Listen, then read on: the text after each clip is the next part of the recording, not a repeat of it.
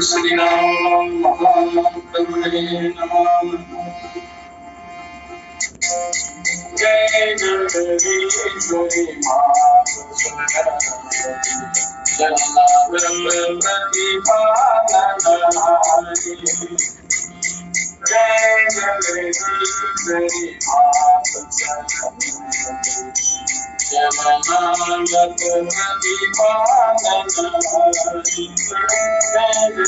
Jannavrati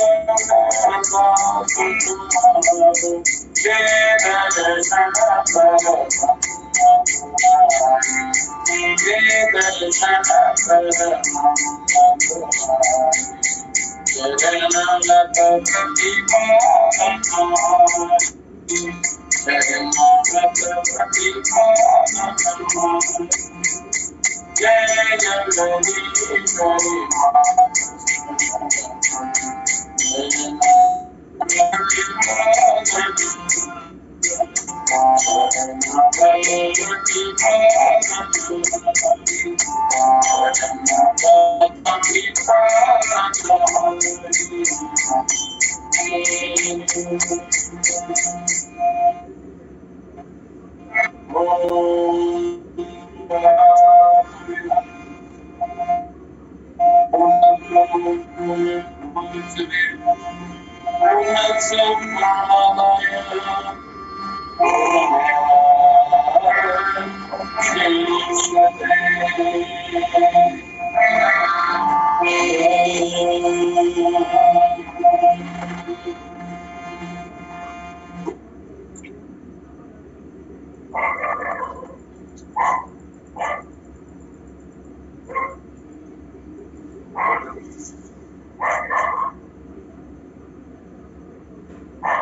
परम पवित्र आत्माओं,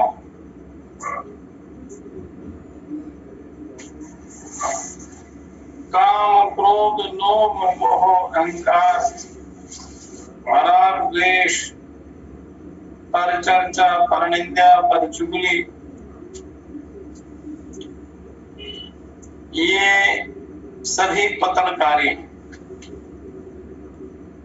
जो इनका अनुसरण करता है उसका पतन होता है।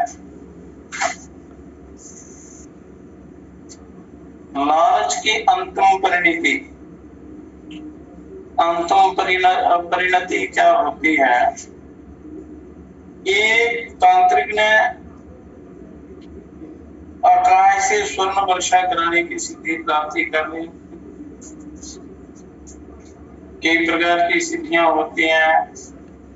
योग सिद्धि के भी द्वारा अष्ट सिद्धियां, नव निधियां प्राप्त होती हैं। आत्म कल्याण, ब्रह्म की प्राप्ति होती है।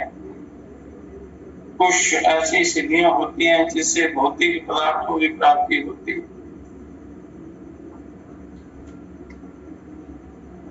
उसने तांत्रिक ने सिद्धि कर ली और अपने परम प्रिय शिष्य को भी शिक्षा दी। तो वर्ष भर में एक बार जब विशेष नक्षत्र का उदय होता था, विशेष खास कोई जिस नक्षत्र में साधना करनी होती है उस नक्षत्र का उदय होता था, तभी मैं प्रयोग कर सकता था। मतलब एक ही ऐसा नक्षत्र याद था जो वर्ष में विशेष तिथि पर आता था, उसी में सिद्धि हो सकती थी। एक दिन दोनों कहीं यात्रा पर जा रहे थे, गुरु शिष्य। रास्ते में चोर मिले, उन्होंने दोनों को पकड़ लिया।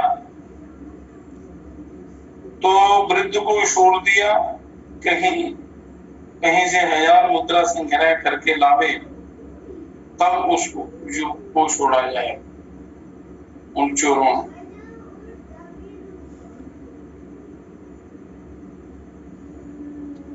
तो गुरु ने शिष्य से धीरे से कहा कि तुम घबराना मत, जल्दी ही नक्षत्र आने वाला है। सो मैं मांगा धन लेकर आ जाऊंगा। जो मैं धन मांगूंगा उस नक्षत्र में सिद्धि के द्वारा वो मैं ले आऊं। पर तुम इसका प्रयोग जल्दबाजी में ना कर बैठना, नहीं तो जान से भी हाथ धो बैठो।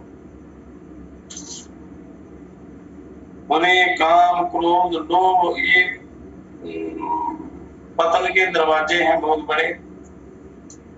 तो गुरुओं ने उसको समझा दिया कि लालच नहीं करना, जल्दबाजी में कुछ नहीं करना।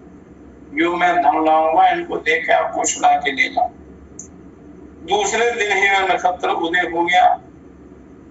युग धैर्य और विश्वास हो बैठा। उसने धैर्य और विश्वास को, उसने चोरों से कहा कि मुझे खोल दो, मैं अभी मंत्र द्वारा स्वर्ण मुद्रा की वर्षा कर दूंगा। इसलिए गुरु लोग अशिष्य को, अपात्र को शिक्षा दीक्षा या ये इसका सत्संग का वर्णन नहीं करते। जो योग्य लोग होते हैं, जो जिज्ञासु होते हैं, उन्हीं को बताया जाता है। नहीं तो जो अयोग्य लोग होते हैं वो बताएंगे सिद्धि का या मार्ग का या उस बताई हुई विद्या का दुरुपयोग करते हैं। तो वो कहने लगा कि कोई कुछ तुम ले लेना, कुछ मुझे दे देना।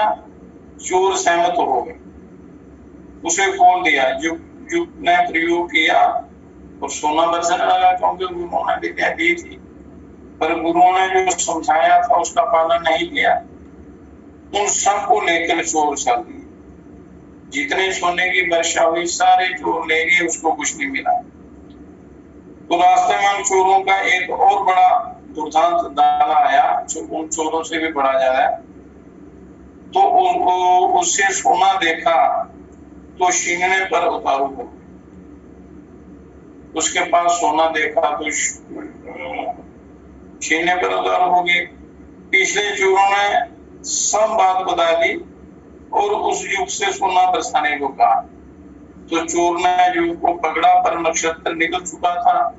वो सोने की वर्षा उसी नक्षत्र में हो सकती थी, मैं वर्षा ना करा सका। सो उसे दुराव करने वाला कहकर उसको मार डाला उन चोरों ने। दूसरे जो गुंडे थे उन्होंने उसको मार दिया। तो जब चोरों के दोनों में लड़ाई होने लगी, ये सोना दूसरा दल जो जिसने युग को मारा वो दूसरे चोरों से वो सोना छीनने लगे, उनमें लड़ाई होने लगी। उस लड़ाई में एक एक आदमी दोनों दलों के बचे, बाकी सब मर गए, मारे गए, आपस में मारे गए। दोनों ने निश्चय किया कि दिन में विश्राम कर लें, रात को चलें। तो बात तय हुई। और जब बात चल रही है लालच की,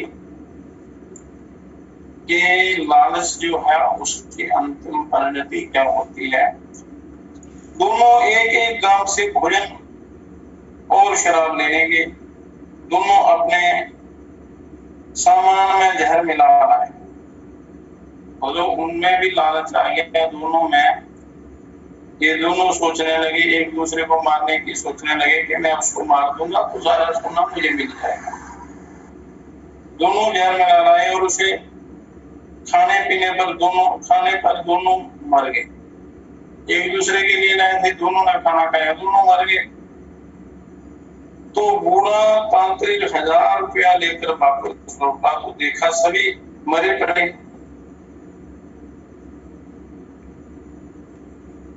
वह उस धन को छोड़कर खाली हाथ मांगा कि मुफ्त का धन कहीं इन लोगों की तरह मेरे प्राण भी ना हारे।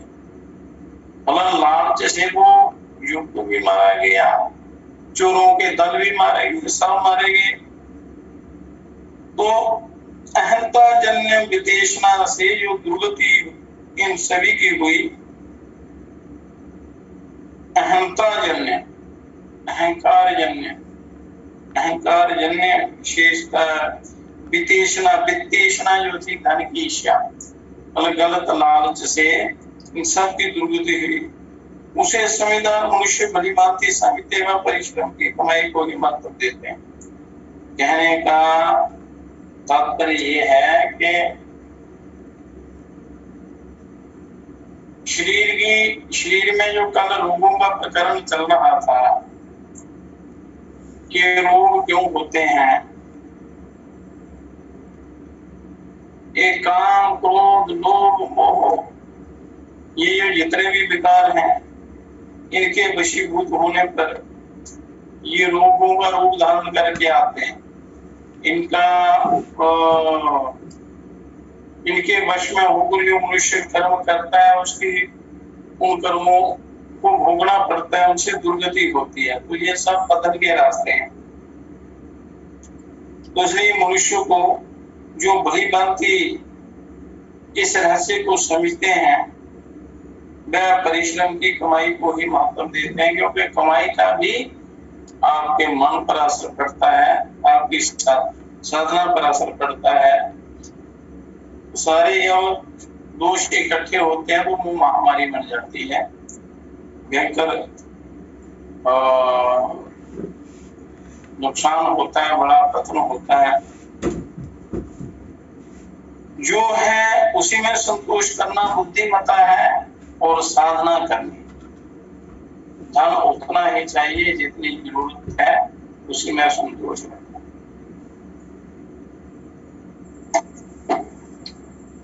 जो अधिक के चक्कर में पड़ते हैं, वह प्राणों से भी हाथ धो बैठते हैं। साधना तो दूर रही, लालच के चक्कर में पड़कर मनुष्य अपना पतन कर देता है। जब भी मनुष्य का नुकसान होता है, पतन होता है, तो लालच के पीछे होता है। उसने संतोष रखना चाहिए, लालच नहीं करना चाहिए। काम, क्रोध, लोभ, ये सारे बड़े दरवाजे हैं नरक के। तो लोभी आदमी व्यक्ति साधना नहीं कर सकता, उसको योग सिद्धि नहीं होती। अंदर आया, उसके कारण एक विशाल वृक्ष गिरा। अंधेरी आई, तूफान आया, विशाल वृक्ष गिरा, तो पेड़ के नीचे एक ऊंट बैठा था, उसकी कमर टूट गई और टहनियों पर लगे घोंसलों में पक्षी और अंडे, बच्चे कुचल कर चूरा हो गए। तो ढेरों मांस वहां बिखरा पड़ा था उस पेड़ के नीचे। मगर लालची की प्राण हानि, जो लालची होता है उसकी प्राण हानि हो जाती है, प्राणों से भी हाथ धोना पड़ता है। तो एक भूखा सियार उधर से निकला और अनायास ही इतना भोजन पाकर बहुत प्रसन्न हुआ। उसने देखा कि बहुत बड़ा भारी भोजन पड़ा है, बड़ा खुश हुआ। सोचने लगा कि महीनों तक पेट भरने का मामला मिल गया, अब कई महीने मुझे कहीं शिकार ढूंढने की आवश्यकता नहीं। तो उसने संतोष की सांस ली। निश्चिंत होकर उसने नजर दौड़ाई तो नदी के तट पर एक बड़ा सा मेंढक देखा। सियार ने सोचा कि पहले इसे लपक लिया जाए, पहले इसको मार दूं, नहीं तो ये डुबकी लगाकर भाग जाएगा और हाथ से निकल जाएगा। पर जो मांस वहां पड़ा हुआ था, जो भी उसका आहार था, उसको भूल गया और दूसरे की तरफ चल पड़ा। सियार ने मेंढक पर झपटा मारा, मेंढक नदी में खिसक गया। सियार भी इस चिकनी मिट्टी में फिसलता चला गया और गहरे पानी में समा गया। इसे कहते हैं कि लालच का फल।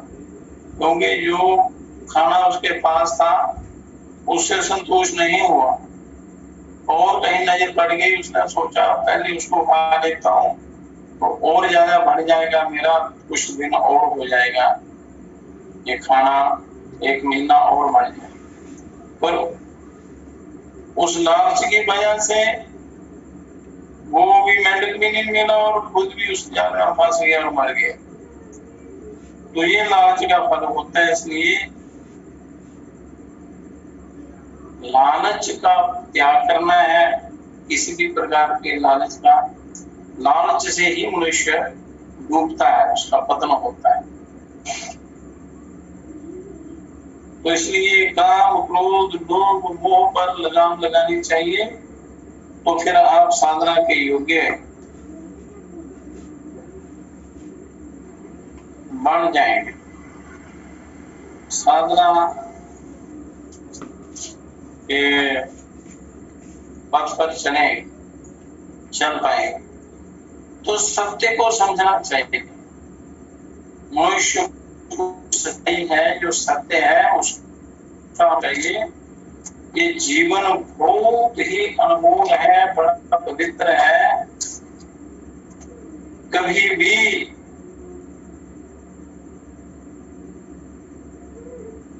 समय व्यर्थ नहीं करना चाहिए। ये दोबारा एक पल भी आपको फालतू नहीं मिलेगा।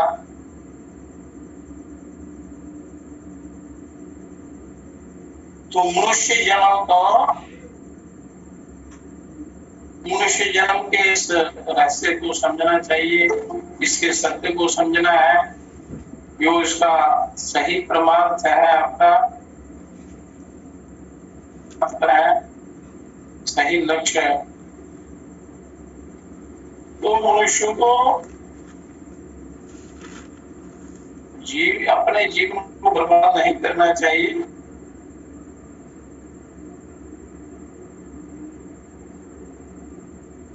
पवित्र रहना चाहिए, खान पान शुद्ध करना चाहिए, किसी की हिंसा नहीं करनी, मांसाहार कभी नहीं करना चाहिए और हर समय ईश्वर का चिंतन होना चाहिए। जीवन को व्यर्थ नहीं जाने देना।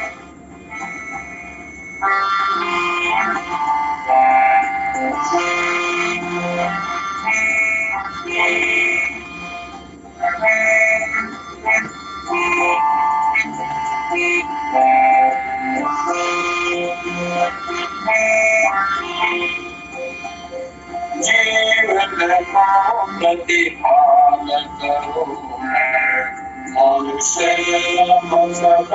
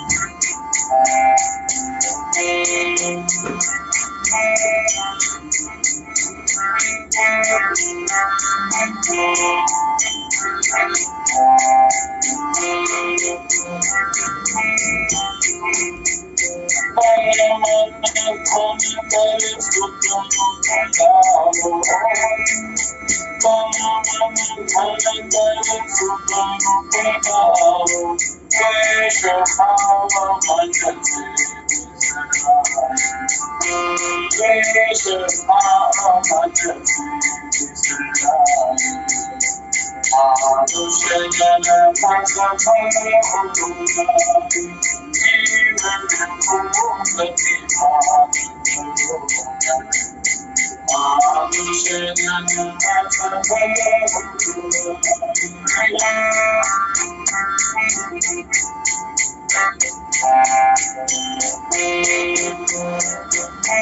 सफल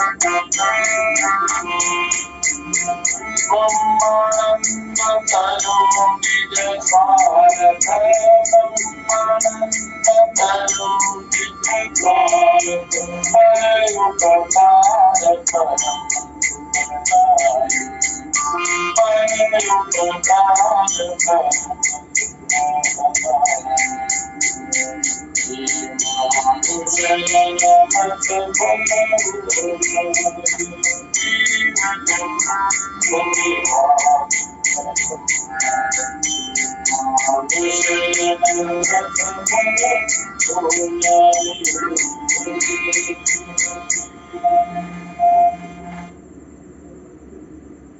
सत्य को समझने की चेष्टा करनी चाहिए।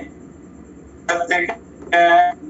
आपने अपना जीवन सफल है तो साधना का सहारा लेना है, वो अनुसार करना है। असलियत को ना समझ पाने से ही व्यक्ति दूसरों को दोष देता, स्वयं रोता कल्पता नजर आता है, दूसरों को दोष देता है। सच्चाई को ना समझने के कारण दूसरों को दोष देता है और स्वयं रोता कल्पता रहता है, नजर आता है। भगवान आपने इस संसार में लाल पीले हरे सफेद और नीले कई प्रकार के रंग बिरंगे सुंदर और आकर्षक रंग बनाए हैं, कई प्रकार के रंग बनाए हैं। तो मैंने ही पूर्व जन्म में कौन सा पाप किया था जिसके कारण श्याम वर्ण मेरे हिस्से में आया, काला रंग बोला। मेरी कालिमा किसी को पसंद नहीं। हर व्यक्ति मेरी क्रूरता को देखकर नाक मुंह से तोड़ता है और ये आपका सरासर अन्याय है। काले रंग ने उलाहने के स्वर में विधाता से कहा, काला रंग कहने लगा कि मेरे से भेदभाव क्यों किया, सबको अच्छे अच्छे रंग दिए, मेरे हिस्से में ये काला आया और सारे मेरा निरादर करते हैं। तो विधाता ने मुस्कुराते हुए कहा कि हे वत्स, तुम कितने मूर्ख हो, तुम्हें ये मालूम नहीं कि मैं इस संसार में किसी वस्तु को कोई रंग प्रदान नहीं करता, कि मैं किसी भी वस्तु को कोई रंग नहीं देता। सारे रंग की सूर्य की किरणों में समाये हुए हैं, सूर्य नारायण की किरणों में समाये हुए। जिस वस्तु में उनका रंग खींचकर अपने में पचा लेने और फिर उसको विकिरण कर देने की जैसी क्षमता है, वैसा ही रंग उसे प्राप्त हो जाता है। मतलब जिस वस्तु की जो जो योग्यता है उसी के अनुसार, जैसी जैसी योग्यता है उसी के अनुसार उनको रंग की प्राप्ति होती है। तो वो रंग सूर्य की किरणों से अपनी योग्यता के अनुसार प्राप्त करते हैं। तो किसी वस्तु को लेकर देना नहीं जानता, क्योंकि तू किसी वस्तु को लेकर देना नहीं जानता। सब रंगों को अपने भीतर में भर है, निकालने का नाम ही नहीं लेता, सबको अंदर भरता रहता है। इस दशा में कालिमा तो तेरे पल्ले बंधेगी ही, मुझे दोषी ठहराने से क्या लाभ, मुझे क्यों दोष देते हो, ये तो तेरे अपने कर्मों का, अपने गुणों का फल है। तो सत्य को समझना चाहिए कि जो भी मनुष्य को प्राप्त होता है, जो जैसी जैसी योग्यता है, जो परमात्मा को देने के लिए तैयार बैठे हैं, सबको बराबर दिया। पर जिसकी जो योग्यता है वो उसके अनुसार वो उसको प्राप्त करता है। मतलब जैसा आपका कर्म है, कर्मानुसार आपको फल मिलेगा। तो इसलिए सच्चाई समझनी चाहिए, सत्य के पथ पर चलना चाहिए, तभी कल्याण होता है। अन्यथा मनुष्य पतन के गर्त में गिर जाता है। तो सत्य को समझ लिया जाए तो परम कल्याण हो जाता है, और सत्य से दूर रहेंगे तो किसी भी प्रकार की साधना का कोई फल नहीं आपको मिलेगा। शुभ संकल्प होने चाहिए, अच्छी सोच होनी चाहिए, तो आपका जीवन भी अच्छा होगा, परमात्मा के मार्ग पर चलेगा, कल्याण होगा।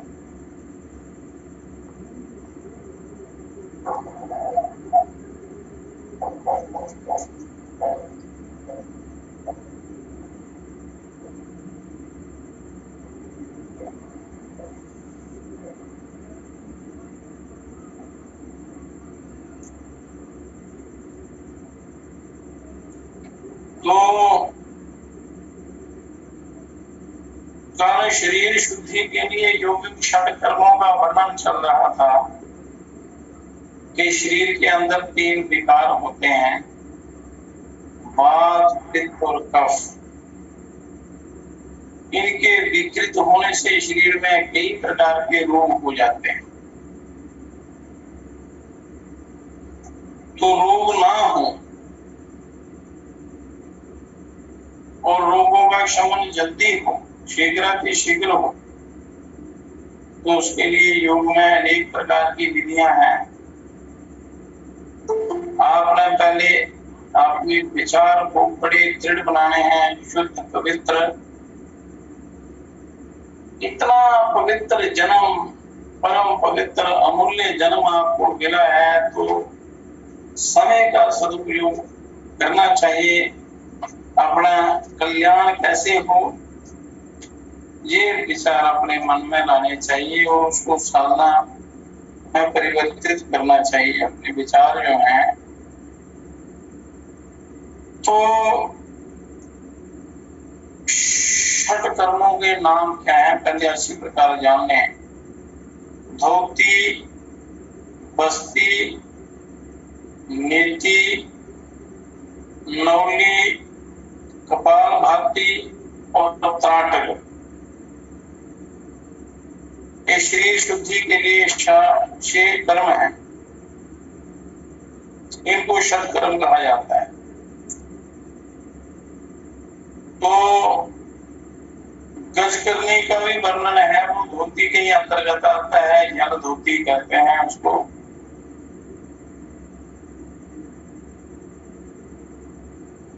नेति, धोती, बस्ती, गज कर्म, न्यूली और त्राटक, ये 6 कर्म कहेंगे। फिर कपाल भाती, धौंकनी और बागी क्रिया और शंखपाल, इन 4 कर्मों का नाम लेकर उन्हें षट कर्म के अंतर कर दिया गया है। ये षट कर्म के अंतर ही आते हैं, कपाल भाती भी, धौंकनी भी, बाकी क्रिया जिसको बाघ करता है, और शंखपाल, शंख प्रशालन जो पानी देकर शरीर की शुद्धि की जाती है। तो दोनों में गज कर्म और कपाल भाती को षट कर्म के अंदर रखने में अंतर पड़ता है, क्योंकि षट कर्म के अलग अलग आचार्यों ने अलग अलग मत प्रकट किए हैं।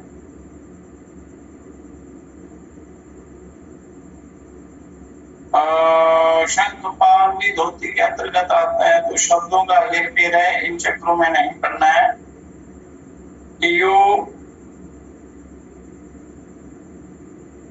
स्वात्माराम बड़े प्रसिद्ध योगी हुए, उन्होंने धोती पहला, षट कर्मों में पहले धोती, फिर बस्ती, फिर नेति, फिर नौली, फिर कपाल भाती और त्राटक, 6 कर्म आते।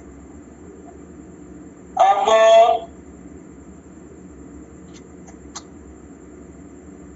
नौली क्रिया का वर्णन करते हैं।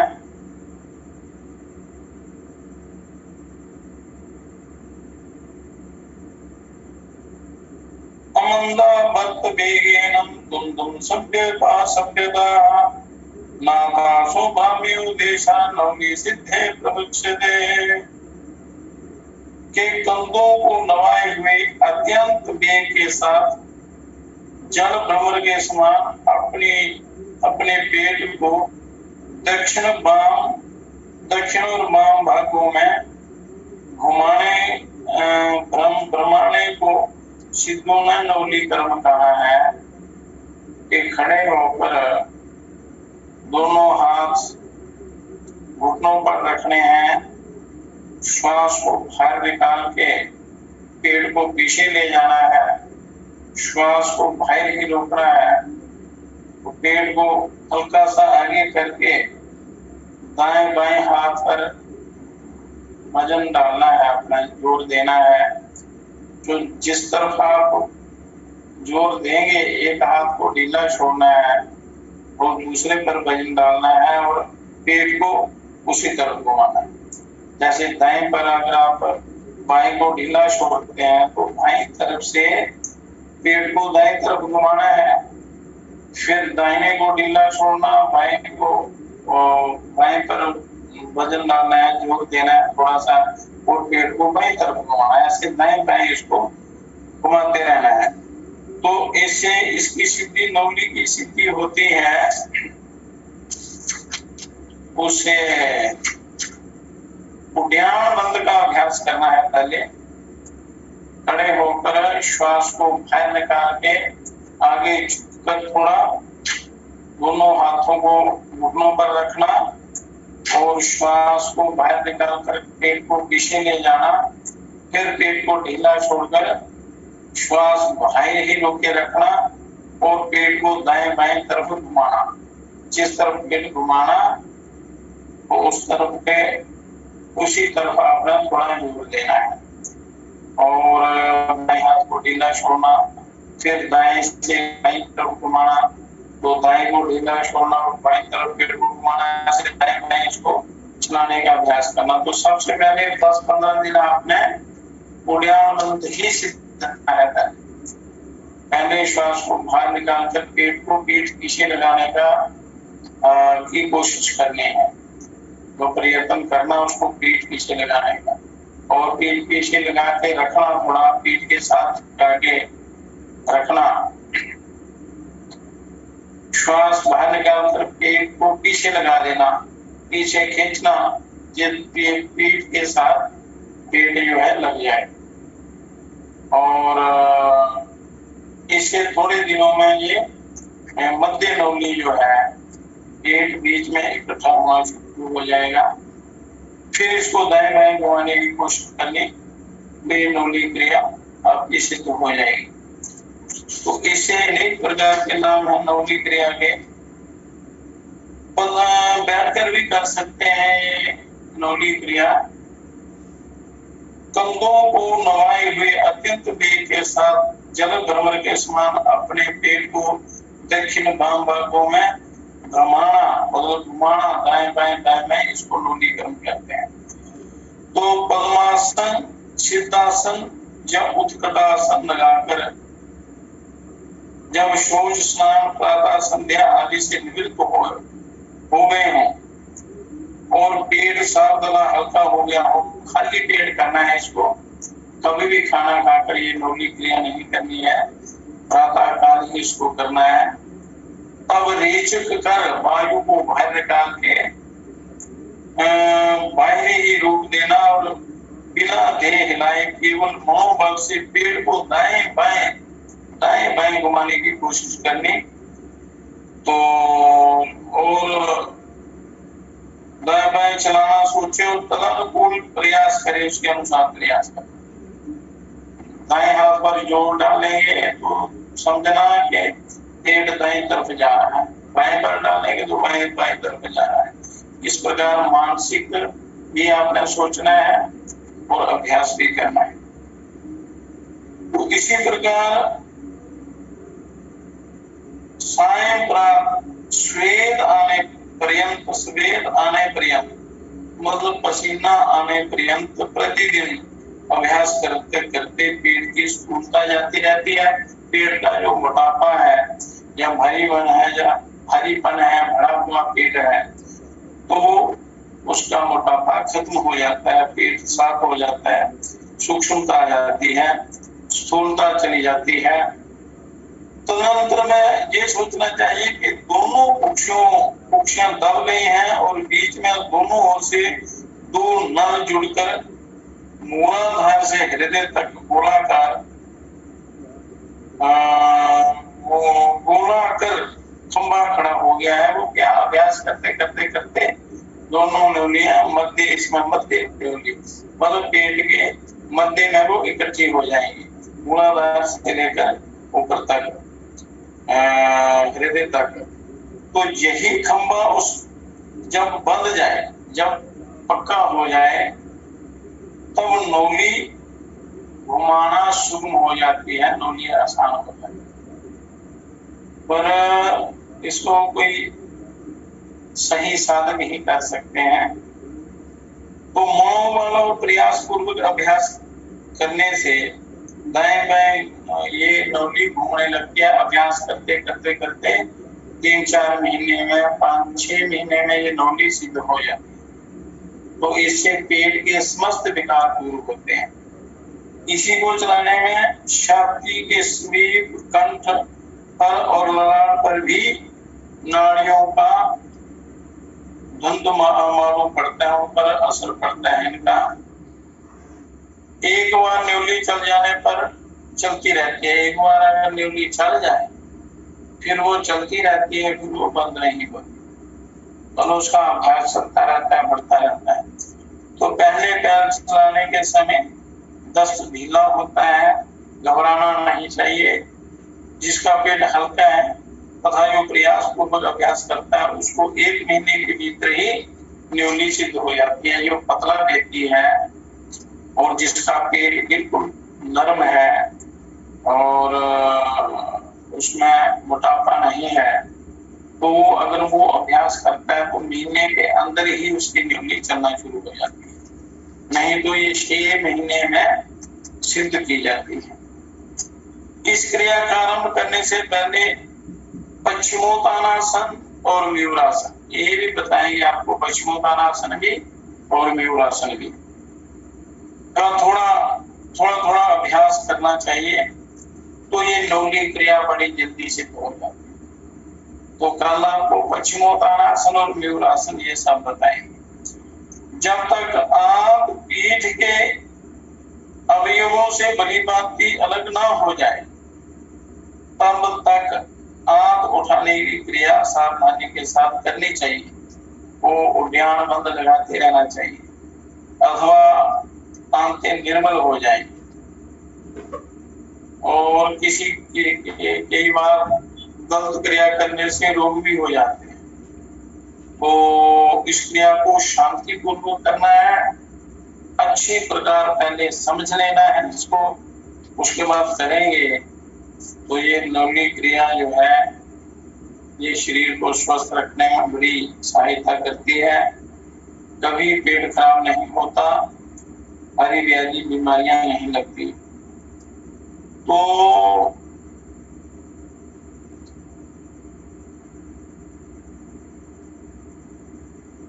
इसका क्या फायदा है कि ये नौली मंदाग्नि का भली प्रकार दीपन करती है, अन्नादि का पाचन होता है और सर्वदा आनंद देने वाली होती है नौली क्रिया। और तथा समस्त बात आदि दोष दूर करती है नौली क्रिया। और ये नौली हठ योग की सारी क्रियाओं में सबसे उत्तम है। इससे अंतड़ियां भी ठीक होती हैं, श्वास क्रिया भी अच्छी चलती है और नौली कर चुकने पर कंठ के समीप एक सुंदर अकथनीय स्वाद मिलता है। नौली क्रिया करने के बाद कंठ के पास एक ऐसा स्वाद का अनुभव होता है जिसका वर्णन नहीं कर सकते, क्योंकि नौली क्रिया से वो अमृत के कण मनुष्य को मिलते हैं पीने के लिए। ये हठ योग की सारी क्रियाओं में श्रेष्ठ इसलिए है कि नौली जान लेने पर तीनों बंद सुगम हो जाते हैं। नौली क्रिया अगर आप करते हैं तो इससे मूल बंद, उद्यान बंद, जलंधर बंद, तीनों बंद जो हैं वो बड़ी आसानी से लग जाते हैं। और प्राणायाम में तीनों बंदों का बहुत महत्व है, वो बड़ी सहायता करते हैं। प्राणायाम करते समय ध्यान के लिए बहुत उपयोगी है। अतः ये प्राणायाम की सीढ़ी है, ये नौली क्रिया जो है प्राणायाम की सीढ़ी है, तीनों बंद प्राणायाम की सीढ़ी है। तो धोती बस्ती में भी नौली की आवश्यकता होती है। शंखपाली क्रिया में भी जिसमें मुख से जल ले अंतड़ियों से घुमाते हुए वायु द्वारा ठीक उसी प्रकार निकाल दिया जाता है जैसे शंख में एक ओर से जल देने पर घूमकर जल दूसरे रास्ते से निकल जाता है। ये नौली सहायक है। जो शंख पाल कहते हैं, इसको शंख प्रक्षालन भी कहते हैं। तो हर ऋतु में एक बार यदि शंख प्रक्षालन किया जाए तो किसी भी प्रकार के रोग होने की संभावना नहीं रहती। पेट बिल्कुल ठीक रहता है, अंतरियां ठीक रहती हैं, बवासीर, भमंतर, अल्सर कभी नहीं होता, शरीर तेजस्वी हो जाता है, चेहरे पर कांति आती है, सारे मलों का शोधन हो जाता है। अगर शंख प्रक्षालन आप करते हैं तो फिर प्राणायाम और ध्यान में बड़ी सहायता मिलती है।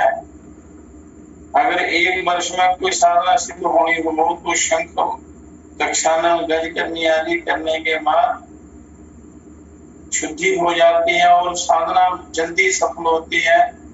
एक वर्ष की साधना आप 1 महीने में उसको सिद्ध कर सकते हैं यदि ये यौगिक कर्म क्रियाएं की जाए तो बड़े अच्छे ढंग से इनको करना है। आदि व्याधि बीमारियां इससे दूर होती हैं। नहीं तो मनुष्य बीमारियों में जन्म लेता है, बीमारियों में ही जीवन बिताता है और रोग ही उसको ले जाते हैं।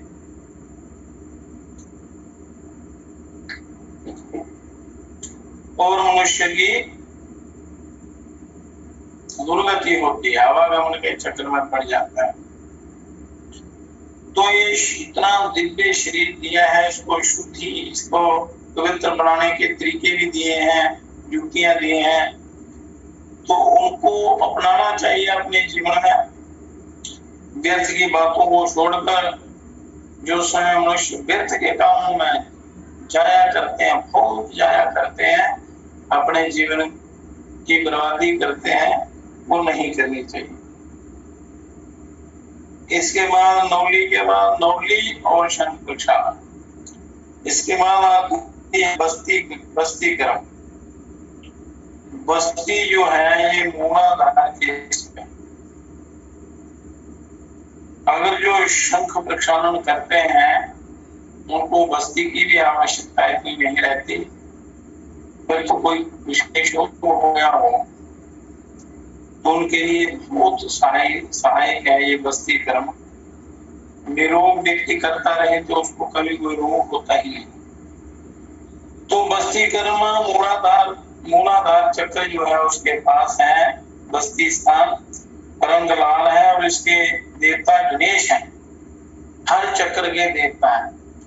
तो बस्ती के देवता गणेश हैं, उसको गणेश क्रिया भी कहते हैं।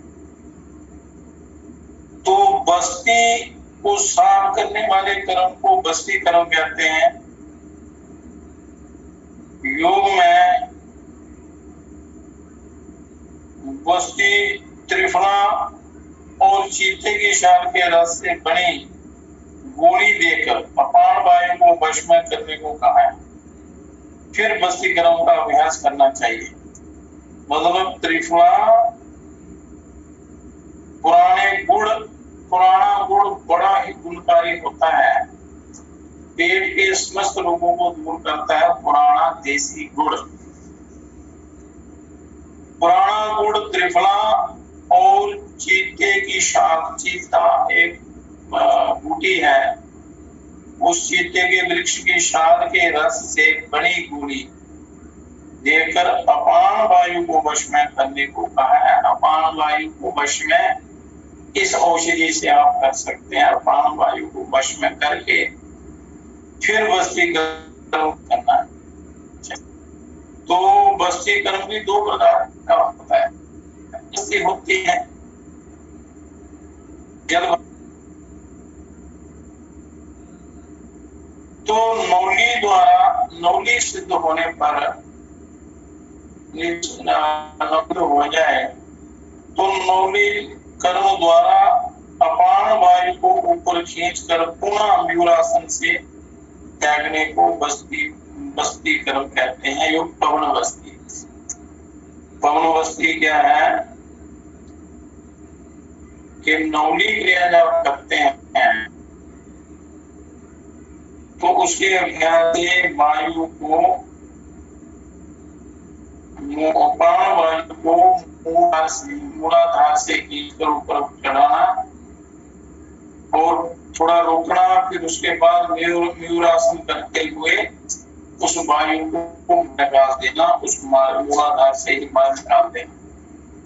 तो ये पवन बस्ती है, हवा वायु द्वारा बस्ती। जैसे प्राणायाम की समझो एक प्रकार है। तो पवन बस्ती पूरी सर जाने पर जल बस्ती सुगम हो जाती है।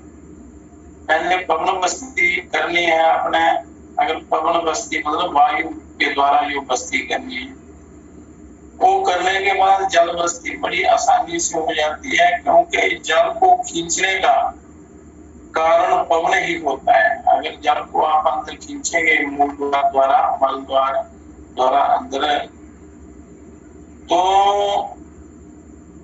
वो वायु के साथ ही खींचा जा सकता है। इसलिए पवन बस्ती के बाद ही जल बस्ती की जाती है। जब जल में डूबे हुए पेड़ से न्योली हो जाए, तब न्योली से जल ऊपर खींच जाएगा और पानी में जाकर, नाभि तक पानी में जाकर पानी ऊपर खींचना है अपने मूलाधार से। तो इसके और भी तरीके हैं जल बस्ती के, बस्ती कर्म करने के। तो कई युक्तियां हैं, और ये युक्तियां गुरुओं से सीख कर ही आपने करनी है, ऐसे नहीं मनमाना आचरण नहीं करना है। जैसे कभी कोई कब्ज का रोग हो जाए या मल द्वार बंद हो जाए, तो उसको खोलने के लिए, उसकी शुद्धि के लिए बस्ती कर्म किया जाता है। नियमा करने की आवश्यकता नहीं रहती है, जैसे नियमा करते हैं। तो ये बस्ती, पवन बस्ती और जल बस्ती दो प्रकार की है, पर बिना गुरुओं की आज्ञा के नहीं करते। उनको जब वो पूरी तरह ज्ञान दें और आपको प्रैक्टिकली करवाएं, तब ये क्रिया करनी है आपने। और उसके इससे बड़ा लाभ होता है, अनेक प्रकार के गुप्त रोग दूर हो जाते हैं और चित्त की चंचलता भी नष्ट होती है, चित्त प्रसन्न रहता है, ध्यान अच्छा लगता है। और इसके बाद आता है धोती कर्म। अगर बस्ती ना भी कर सके तो केवल शंख प्रक्षालन से ही काम चल जाता है, शरीर शुद्धि हो जाती है। अब बस्ती के बाद आती है धोती। चतुर अंगुल विस्तारा हस्त पंचदशायतम गुरु उपदिष्ट मार्गेणम सिक्तम वस्त्रम शनैरग्रसेत पुनः प्रत्याहारे उदितम धोती कर्मम तत्। शरीर में यदि कफ पित्त ज्यादा हो जाए तो छाती और हृदय की शुद्धि के लिए धोती कर्म किया जाता है। यदि मनुष्य प्राणायाम करता रहे, प्राणायाम में थोड़ा समय लग सकता है, पर योग शुद्धि षट कर्मों से होती है, प्राणायाम से भी हो जाती है। पर षट कर्म करने से क्या होता है कि शरीर की शुद्धि जल्दी होती है, फिर प्राणायाम का लाभ बहुत ज्यादा मिलता है। तो वस्त्र धोती कैसे करनी है आपने? 4 उंगल चौड़े और 15 हाथ लंबे महीन वस्त्र गर्म जल में डूबकर थोड़ा निचोड़ ले। 4 उंगल चौड़ा वस्त्र, मलमल का कपड़ा लेना है, सूती कपड़ा, महीन वस्त्र, बिल्कुल महीन होगा। तो उसके 4 तह करके लंबाई में, तो उसको गर्म पानी में भिगो देना है, फिर उसको निकालना है।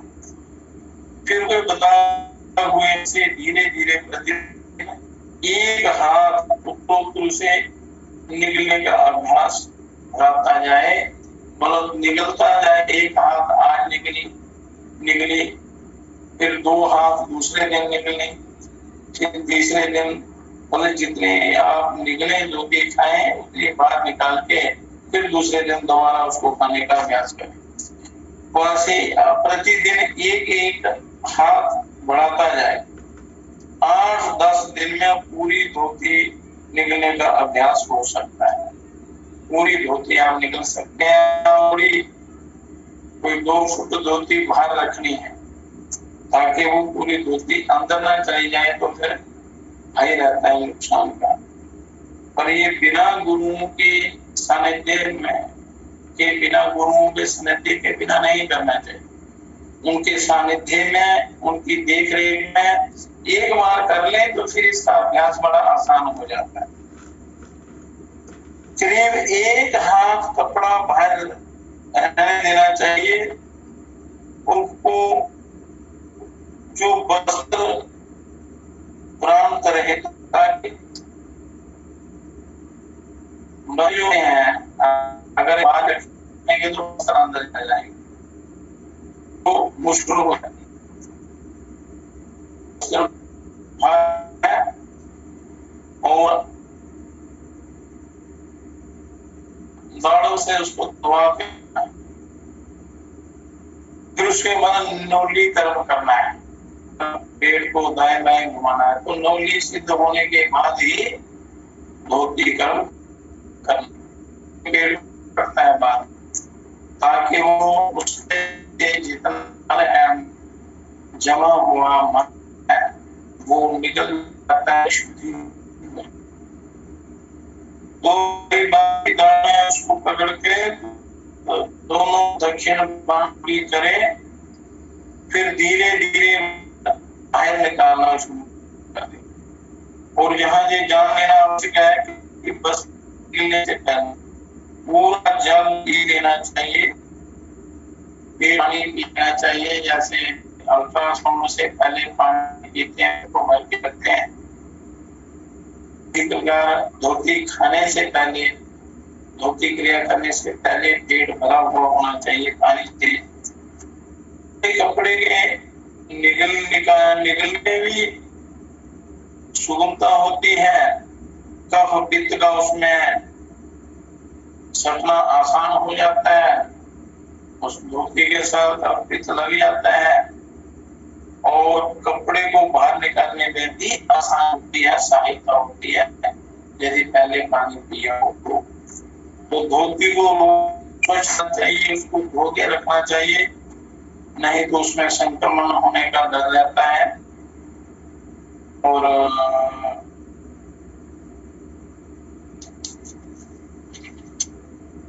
उस धोती से क्या होता है, शरीर के अंदर जितने भी विषैले पदार्थ होते हैं तब तो उस धोती से आते हैं, वो होते हैं शरीर नाड़ियों में करते हैं। और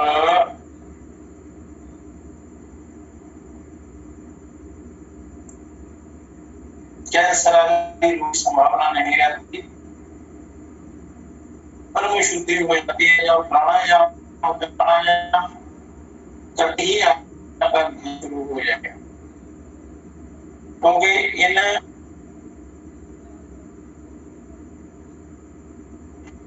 चाहे किसी भी प्रकार की क्यों ना हो, उस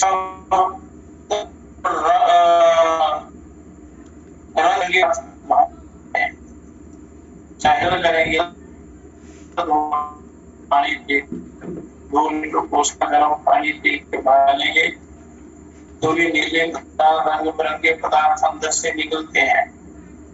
अगर किसी ने उसको कोई चीज दी हो या मनुष्य कोई गलती से कोई चीज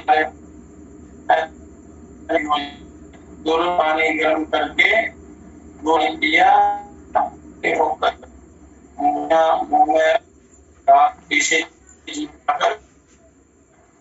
निकाल देना, तो उससे सारे दोष तुरंत उसी समय निकल जाते हैं और पीड़ा या दर्द कहीं भी वो शांत हो जाता है और वो समाप्त हो। तो ऊपर की नाड़ियां रहा, एक करना भी गिरता है, हटा हो जाता है, तो मन शांत और प्रसन्न हो जाता है। बसंत या काल में साधन अच्छा तरीकों में या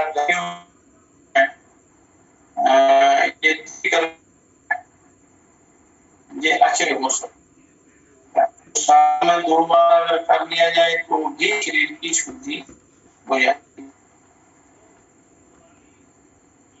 का या श्वास नली का शुष्काश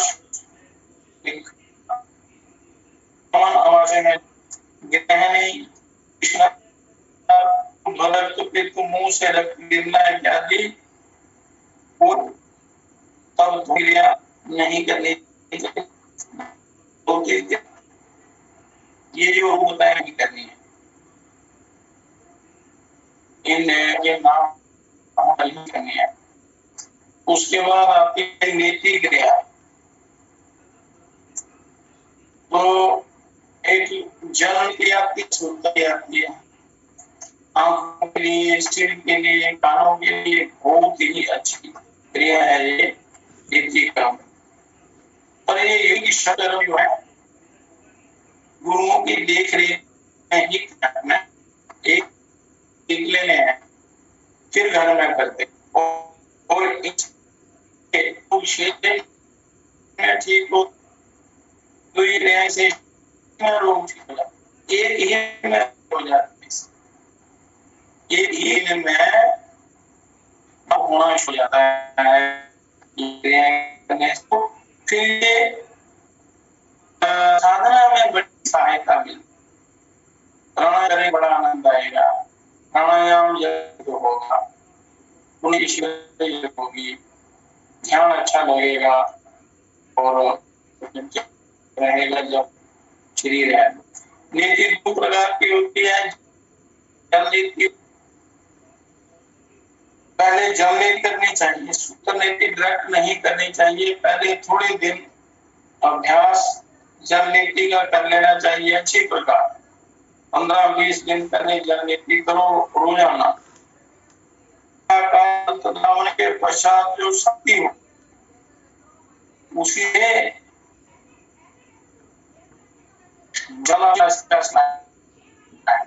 और उसी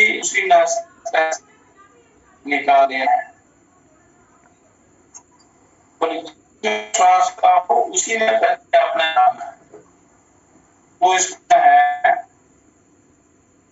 गुना पानी को सा करके गरम, उसमें नमक डालकर तो शांत और विशेष प्रकार का आता है। को नली लगी होती है जो नाक में डालने और गड़बा कर लेना है और जिस नासिका से चलता हो उसी में पैसे डालना होता है।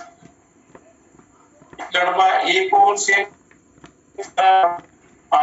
दूसरी ओर से निकाल, इस प्रकार जितनी इच्छा हो तीन घर में आप निकाल सकते हैं। तो जल नीति से नेत्र ज्योति बलवान होती है और बुद्धि तीक्ष्ण है, अमल पित्त इत्यादि कई प्रकार के जो रोग हैं, नासिका में होने वाले रोग, आंखों में होने वाले रोग, कानों में होने वाले रोग जो हैं जल नीति से दूर हो और उसका सूत्र नीति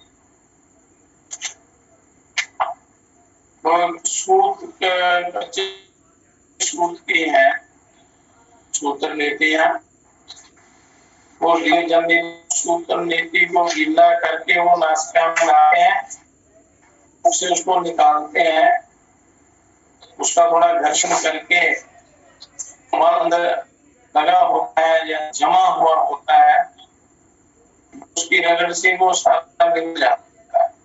तो दोनों सूत्र नीतियां डालकर निकालने हैं, थोड़ा घर्षण करना है, धीरे धीरे वो निकाल देने हैं।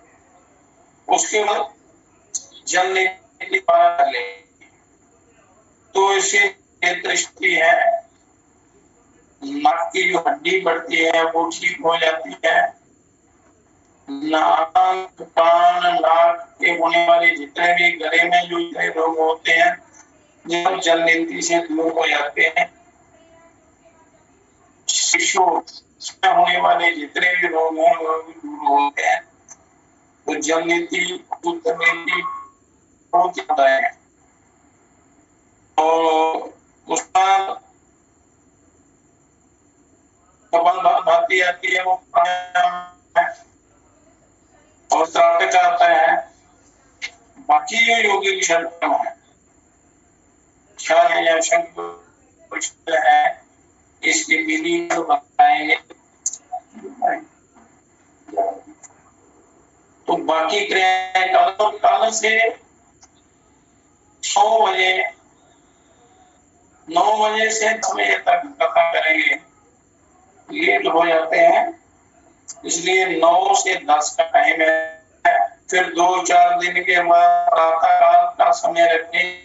प्रैक्टिकल जो साधना है, सुबह वो कथा भी हो जाएगी और प्रैक्टिकल साधना भी हो जाएगी। ये 9 से 10 कल कथा होगी। जितने लोग जुड़ेंगे, यही 2-4 श्रद्धावान हो, जिज्ञासु हो तो एक भी होता है। तो पूरे काम को मनुष्य समय 24 घंटे लगा देता है, उसको पता नहीं चलता। अच्छे समय के लिए बंधन हो जाते हैं, तब समय का टाइम का बड़ा ध्यान रहता है। पर कोई हो, टीवी देखना हो, मोबाइल देखना हो तो घंटों घंटों आगे लगा रहता है। बातें करनी हो, निंदा चुगली करनी हो तो बड़े से लगा रहता है। इतने मनुष्य साधना में हो जाता है। एक घड़ी आधी से पुलिया, तुलसी संगत सादगी कटे कोटि अपराध। एक घड़ी एक पल भी जो है आपका सत्संग का कभी यही समय आएगा, बाकी समय कमा देंगे। तो 2-3 बुद्धि कहाँ रहेगी? उल्टे सीधे वो विचार आते हैं, कैसे मन लगेगा परमात्मा में, कैसे कल्याण होगा। तो इसलिए और जीवन को मनुष्य बुरी तरह बर्बाद कर देता है, फिर ठोकरे खाता है, फिर जगह जगह घूमता है, भटकता है आज के लिए, उसके लिए पर टाइम टेबल नहीं बनाएगा। अपना रहने का जो जीवन की जो दिनचर्या है, उसको लाइफ स्टाइल जो है उसको नहीं बदलता है, उसको शास्त्रानुकूल नहीं बनाता है, तब तक इसका कल्याण संभव नहीं है। आदि व्याधियां लगती रहेगी, मनुष्य भटकता रहेगा, जीवन ऐसे ही चला। तो इसलिए अच्छे काम में आपने समय लगाना है, अच्छे शास्त्रों का, सत्शास्त्रों का स्वाध्याय करना है, श्रवण है। उसमें चाहे ज्यादा भी लाभ जाए, उसमें लाभ ही लाभ है। तो इसलिए कल से हम समय पर इस कथा को करेंगे। जो जुड़ेंगे तो वो सुन लेंगे। इसलिए आज का सत्संग यही समाप्त करते हैं, बाकी कथा कल करेंगे। हे परम पिता, हे विश्व पिता, हे राष्ट्र पिता, हे दादा, हे करुणामय दीन दयालु, पूर्ण गुरु हे अपरंपार, हे महेश अम्बर कृपा कर, हमें दीजिए योग विचार। माता के प्रेरक मंत्र, मान करे सुखमय संसार। हे परम पिता, हे पिता, हे राष्ट्र पिता, हे जगदाता। ओम शांति ही शांति ही शांति। माता योग का विकास हो, विश्व में शिव शक्ति का प्रकाश हो। मानवता योग का विकास हो, विश्व में शिव शक्ति का प्रकाश हो। हरि हर महादेव।